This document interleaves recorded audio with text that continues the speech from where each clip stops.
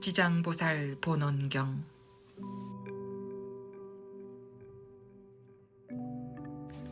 제1품 도리천에서 신통을 보이시다. 이와 같이 나는 들었다. 한때 부처님께서는 도리천에서 어머님을 위하여 설법하셨다. 이때 시방의 한량없는 세계에서 이루 말할 수 없이 많은 부처님과 보살 마살들이 모두 법회에 와서 찬탄하셨다. 석가모니 부처님께서는 오타각세에서의 불가사의한 큰 지혜와 신통력을 나타내시어 억세고 거친 중생들을 조복하여 고락의 법을 알게 하신다 하며 각기 시자들을 보내어 세종께 문안드렸다. 이때 열애께서 웃으시며 백천만억 대광명운을 놓으시니 이른바 대원만광명운, 대자비광명운, 대지혜광명운, 대반야광명운, 대삼매광명운, 대길상광명운, 대복덕광명운, 대공덕광명운, 대귀광명운, 대찬탄광명운이었다. 이루 헤아릴 수 없이 많은 광명운을 놓으시고 또 갖가지 미묘한 음성을 내시니 이른바 보시바람이름, 지게바람이름, 인욕바람이름, 정진바람이름, 선정바람이름, 반야바람이름, 자비음, 희사음, 해탈음, 무루음, 지혜음, 대지혜음, 사자호음, 대사자호음, 운내음, 대운내음이었다. 이러한 말로 닿을 수 없는 음성을 내시니 사바세계와 타방국토에 있는 무량억의 천신과 용, 귀신들도 도리천궁에 모였다. 이들은 이른바 사천왕천, 도리천, 수연마천, 도솔타천, 화락천, 타화자재천, 범중천, 범보천, 대범천, 소광천, 무량광천, 광음천, 소정천, 무량정천, 변정천, 복생천, 복애천, 광과천, 엄식천, 무량엄식천, 엄식화실천, 무상천, 무번천, 무열천, 선견천, 선현천, 색구경천, 마해수라천, 비상비비상처천의 모든 천신대중, 용의대중, 귀신의 대중들이었다. 또한 타방국토와 사바세계의 해신, 강신, 하신, 수신, 산신, 지신, 천택신, 묘가신, 주신, 야신, 공신, 천신, 음식신, 초목신들도 모두 법회에 모였다. 또한 타방국토와 사바세계의 여러 큰 귀양들인 이른바 악목귀왕, 담혈귀왕, 담정기귀왕, 담태란귀왕, 행병귀왕, 섭도귀왕, 자심귀왕, 복리귀왕, 대경귀왕들이 법회에 모였다. 그때 석가모니 부처님께서 문수사리 법왕자 보살 마하살에게 말씀하셨다. 그대는 이 모든 부처님과 보살, 천, 용, 귀신과 이 세계와 저 세계, 이 국토와 다른 국토로부터 와서 도리천에 모인 대중들의 수를 알 수 있겠는가? 문수사리가 말씀드렸다. 세존이시여, 저의 실력으로는 천겁을 헤아리더라도 알 수 없습니다. 부처님께서 문수사리에게 말씀하셨다. 내가 불안으로도 다 헤아리지 못하겠으니 그들은 모두 지장보살이 오랜 세월 동안 이미 제도했거나 지금 제도 중이거나 앞으로 제도할 이들이며 이미 성취시켰거나 지금 성취 중이거나 앞으로 성취시킬 이들이니라. 문수사리가 부처님께 말씀드렸다. 세존이시여, 저는 오랜 과거로부터 성근을 닦아 걸림없는 지혜를 얻었기에 부처님의 말씀을 믿어 받드옵니다. 그러나 작은 과를 얻은 성문이나 천룡팔부, 미래세의 모든 중생들은 비록 열애의 진실하신 말씀을 듣더라도 반드시 의욕을 품을 것이며 비록 받아지니더라도 비방하게 될 것이옵니다. 지장보살 마살이 처음 수행할 때 어떠한 수행과 서원을 세웠기에 이처럼 불가사의한 일을 성취하였는지 세존께서 자세히 말씀하여 주시옵소서. 부처님께서 문수사리에게 말씀하셨다. 비유하자면 삼천대천 세계에 있는 숲풀과 벼, 삼, 대나무, 갈대, 산, 돌, 티끌 등 많은 것 가운데 한 물건을 하나로 세고 그 하나를 한 개의 항아로 여겨서 그 항아의 모래 하나를 한 세계로 치고 그 세계 안에 있는 한 개의 먼지를 1겁으로 삼고 그 겁에 쌓여있는 먼지의 수를 모두 겁이라고 하더라도 지장보살이 십지과일을 증득한 시간은 앞에서 비유한 수보다 1000배도 더 오래거늘 하물며 지장보살이 성문과 벽지불지에서 행한 일을 어찌 다 비유할 수 있겠는가. 문수사리여, 이 지장보살의 위신력과 서원은 불가사의하다.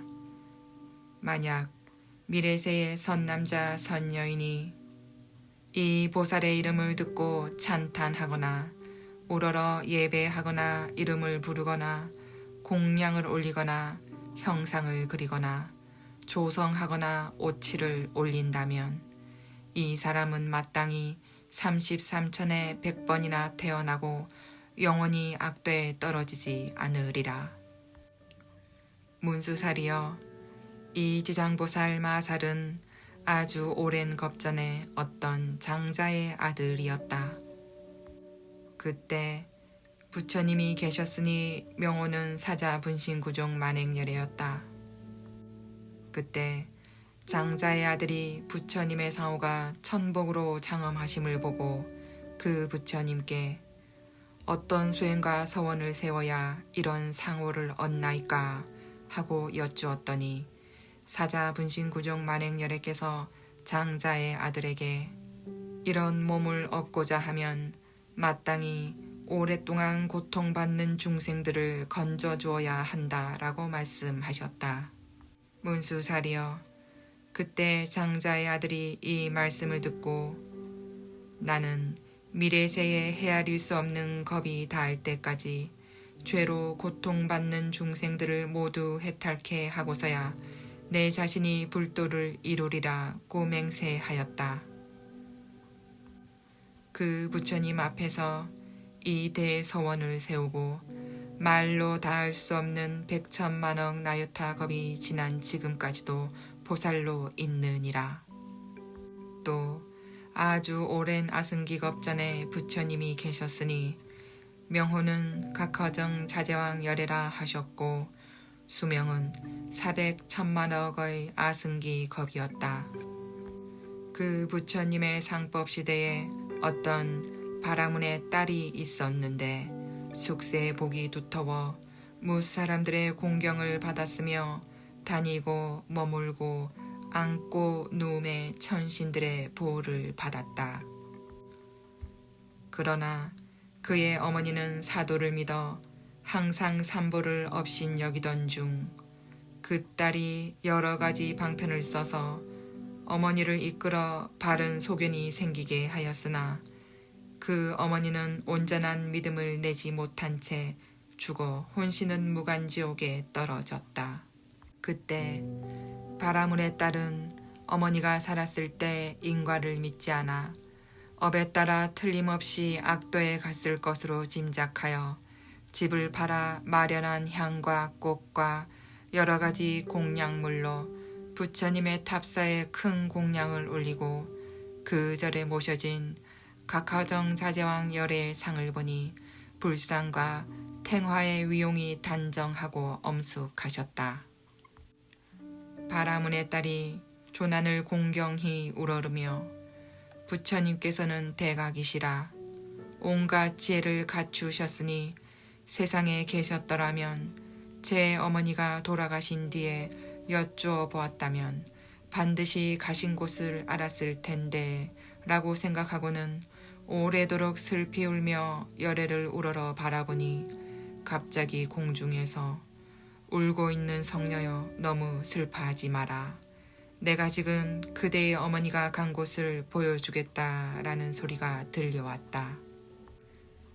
그녀는 합장하고 공중을 향하여 어떤 신덕이신데 제 걱정을 풀어주려 하십니까? 저는 어머니가 돌아가신 뒤 밤낮 생각하였으나 어머니가 태어난 곳을 여쭈어 볼 곳이 없습니다. 라고 하였다.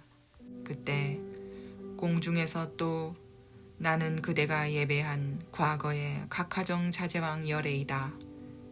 그대가 어머니를 생각하는 정이 다른 중생들보다 훨씬 많으므로 그대에게 알려주는 것이다 라는 소리가 들렸다. 바라문의 딸은 이 소리를 듣고 너무 감동하여 몸부림치다 온몸을 다쳤다. 좌우에서 부축하고 돌보아 한참 만에 깨어나 공중을 향하여 원컨대 부처님께서는 저를 불쌍히 여기시어 제 어머니가 태어난 곳을 어서 말씀하여 주시옵소서.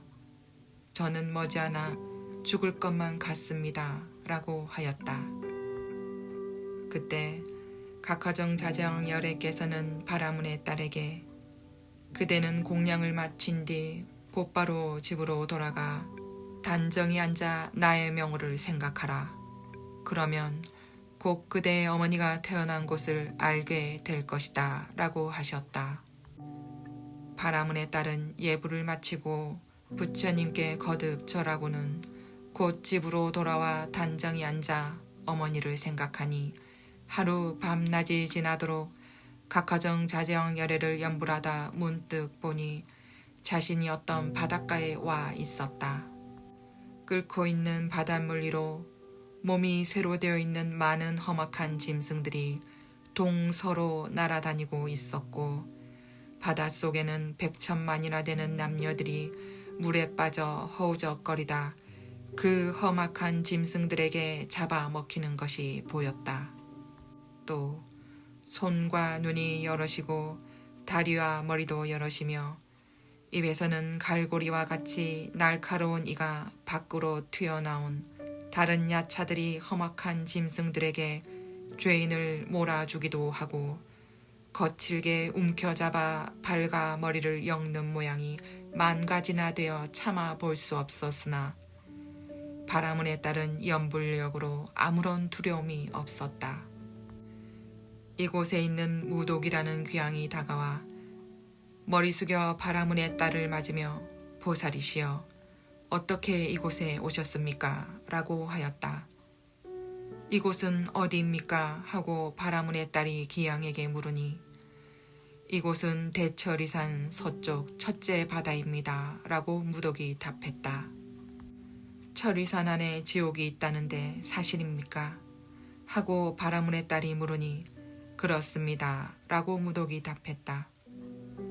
제가 어떻게 이 지옥에 오게 되었습니까? 하고 바라문의 딸이 물으니 부처님의 위신력이 아니면 업력에 의한 것입니다. 이 두 가지가 아니면 이곳에 올 수 없습니다. 라고 무독이 답했다. 저 물은 왜 끓어오르며 어찌하여 죄인들과 악한 짐승들이 많습니까? 하고 바라문의 딸이 또 물으니 무독이 답하기를 이들은 남녀무죄에서의 악업을 지은 중생들로서 살았을 때 착한 일을 한 적이 없고 죽은 지 49일이 지나도록 공덕을 지어주는 이가 없어 본업에 따라 지옥으로 가느라고 자연히 이 바다를 먼저 건너게 됩니다. 이 바다 동쪽 10만 유순을 지나면 또 다른 바다가 있는데 그곳의 고통은 이곳의 배가 되며 그 바다 동쪽에 또 다른 바다가 있는데 거기에 고통은 또 그 배가 됩니다. 이 고통은 삼업으로 지은 악업 때문에 받는 것이므로 업의 바다라고 하는데 여기가 바로 거기입니다. 그러면 지옥은 어디에 있습니까? 하고 바라문의 딸이 다시 무독에게 물으니 그 세 바다 안이 큰 지옥이니 그 수가 100천이지만 각기 다르고 큰 지옥이 18개이며 그 다음이 500개, 그 다음이 1100개로 지독한 고통이 한량 없습니다. 하고 무독이 답했다. 제 어머니가 돌아가신 지 오래되지 않았는데 혼신이 어디에 갔는지 알고 싶습니다. 라고 바라문의 딸이 또 말하니 보살의 어머니는 생전에 어떤 일을 했습니까? 라고 무독이 물었다. 제 어머니는 그릇된 소견으로 삼보를 헐뜯었고 간혹 잠깐 믿다가도 이내 불경한 짓을 저지르곤 했습니다. 돌아가신 지 오래되지 않았으나 어디에 있는지 모릅니다. 라고 바라문의 딸이 대답했다. 어머니의 성씨가 무엇입니까? 하고 무독이 물으니 제 부모는 모두 바라문인데 아버지는 시라선견, 어머니는 열제리입니다. 라고 답하자 무독이 합장하며 성녀는 근심하거나 슬퍼하지 말고 돌아가십시오. 열제리 죄녀가 천상에 태어난 지 사흘이 지났습니다.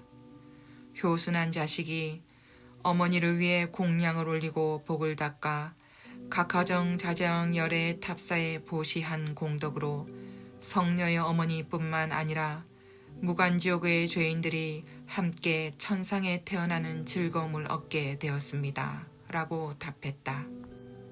무독이 말을 마치고 합장하며 물러가니 바라문의 딸은 꿈결같이 돌아와 이 일을 깨닫고 곧 각하정 자제왕열의 탑전에서 큰 서원을 세우기를 원컨대 저는 미래겁이 다하도록 죄고 중생을 위하여 널리 방편을 펴서 그들을 해탈하도록 할 것입니다.